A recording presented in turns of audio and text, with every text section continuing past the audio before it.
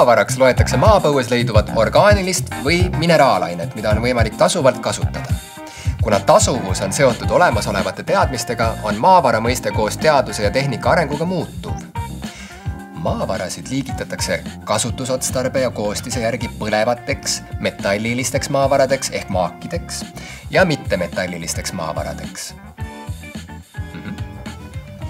Maavara eemaldamisega võivad keskkonda negatiivselt mõjutada kaevandamistegevus, maavarade transport, kaevandamisel kasutatav ja ümberpumbatav vesi ja nii edasi.